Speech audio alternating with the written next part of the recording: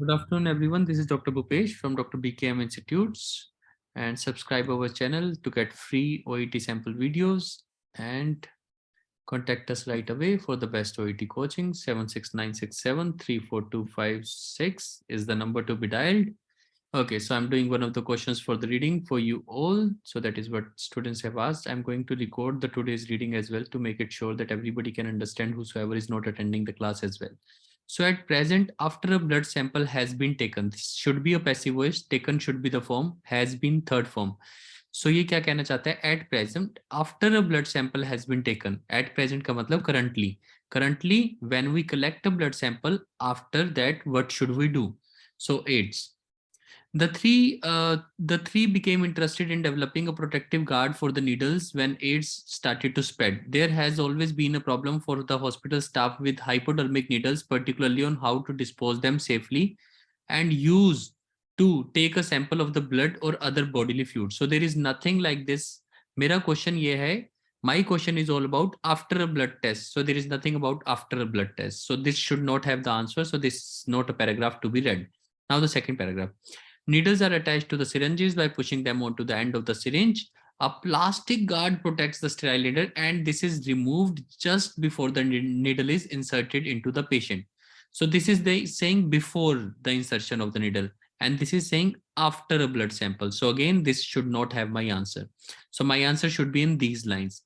The difficulty arises when the blood sample has been taken. That is what I told you, it should have been taken. Passive voice, has been third form.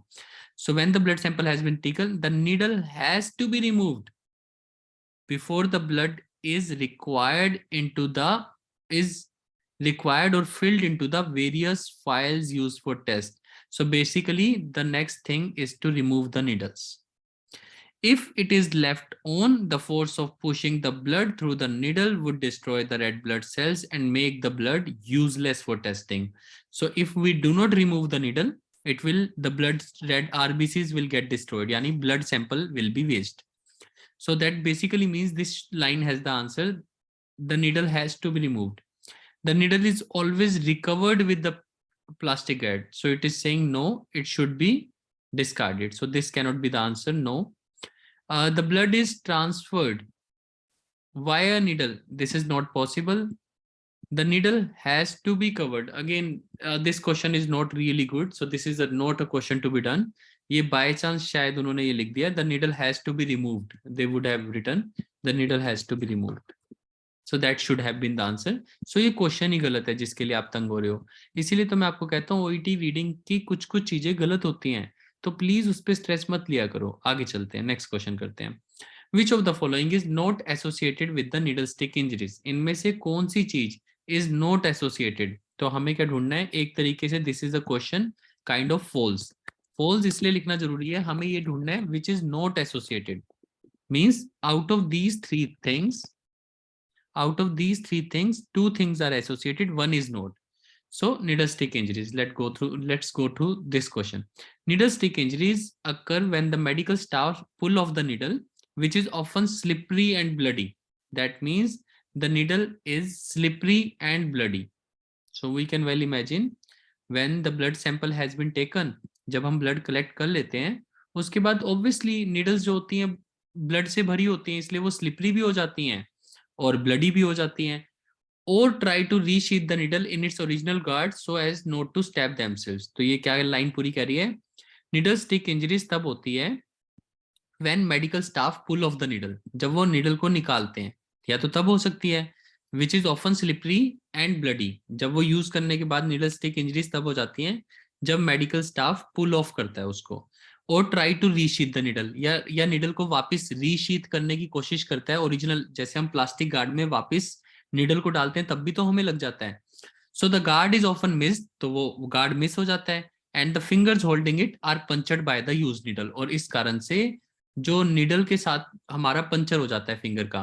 Porters and other staff not directly involved in using hypodermic needles have also been pricked by the dirty needles. तो कई बार तो ये needles उनको भी prick कर लेती हैं जो डर्टी होती हैं, मतलब जो बेसिकली जो एक्स्ट्रा स्टाफ होता है हमारा जो नीडल्स को डिस्पोज ऑफ करता है उनको भी हो जाती हैं.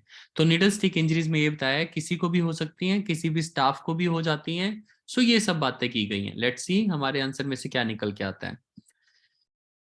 The condition of the surface of the needle after the sample has been taken. तो yes, condition of the needle तो मैटर करती है कि अगर कंडीशन स्लिपरी है और ब्लडी है तो ये मैटर करती है। तो दिस इज एसोसिएटेड, तो ये ट्रू है। हमने तो देखना है not associated.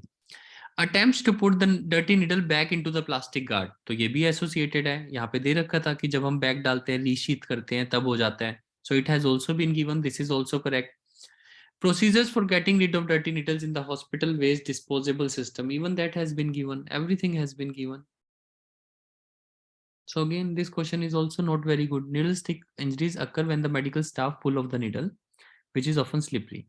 So the condition of the surface of the needle after the sample has been taken. So needle stick injuries occur होते हैं condition of the surface of the needle. ये तो दे रखा है. Attempts to put the dirty needle or try to reach it. But अगर इनमें से again, अगर इनमें से मुझे कोई आंसर करना है तो ए भी दे रखा है फर्स्ट लाइन में, ये दे रखा, बी भी दे रखा है सेकंड लाइन में, resheath his original attempt to put the dirty needle.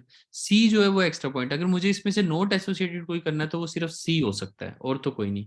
So I need to take your help. First question में तो we have change the things कि यहाँ पे कवर्ड की जगह रिमूव्ड होना चाहिए था फर्स्ट क्वेश्चन में, the needle has to be removed. और सेकंड क्वेश्चन में I think C should be the answers out of the options I have. कोई बहुत अच्छे क्वेश्चन नहीं है पर मेरे पास सी के अलावा कोई ऑप्शन नहीं है। So I need to take your help. So please आप अगर मेरी हेल्प कर सकते हो, I am just gonna unmute you guys so that I can take your help with the answers. तो क्या आंसर दिया फर्स्ट और सेकंड का प्लीज? सी है सर, फर्स्ट सेकंड का। ओके, एक सेकंड, फर्स्ट सेकंड दोनों का आंसर सी है। सी। ओके, सो ये फर्स्ट का तो हमें समझ आ गया कि वो तो गलती से दे रखा है, तो it should not be a part of trouble for you guys. Covered की जगह रिमूव्ड आना चाहिए था। सो दैट इज द थिंग। और अगर हम सेकंड की बात करें तो देखो अब ये दो पॉइंट्स तो फर्स्ट मेजर यहीं पे दे रखे कि नीडल स्टिक इंजरीज तब होती हैं। जो एक्स्ट्रा पॉइंट है कि porter and other staff not directly involve, उनको भी हो जाता है, तो ये एक्स्ट्रा पॉइंट है। प्रोसीजर्स फॉर गेटिंग रीड, जब वो रीड करते हैं तो ये एक्स्ट्रा है। अगर मुझे इन तीनों में से कोई करना है तो यही एक्स्ट्रा पॉइंट है। वैसे तो ये भी दे रखा है, ये भी दे रखा है, ये भी दे रखा है, पर अगर मुझे एट लास्ट एक ही करना है तो मैं ये वाला करूंगा, this is not associated directly, क्योंकि ये इनडायरेक्टली होता है। सो that is why I did this answer. So again OET reading में कभी कभी छोटे मोटे क्वेश्चन गलत हो जाते हैं।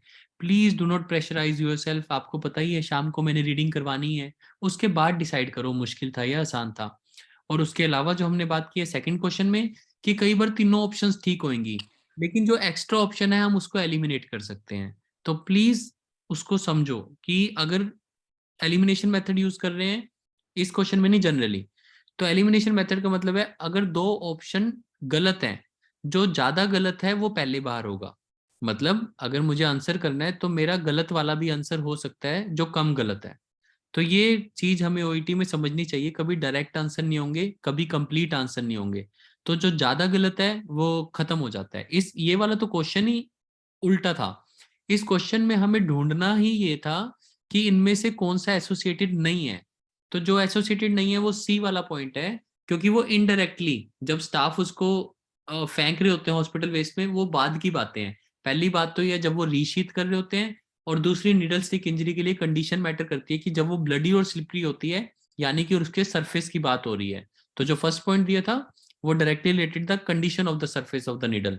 तो अगर वो ब्लडी और स्लिपरी है तो नीडल स्टिक इंजरी हो जाती है। तो ये पॉइंट इनडायरेक्टली दिया हुआ था, ये चालाकी से दिया हुआ था, but then we need to consider this point. So that is how we should do it. So this is Dr. Bhupesh from Dr. BKM Institutes. और reading will always take energy. So don't be shy. Don't feel like कि आप कुछ अलग कर रहे हो. Reading will take bit of energy always. Just be positive. Listen to this video 2 times. It will help you. Thank you.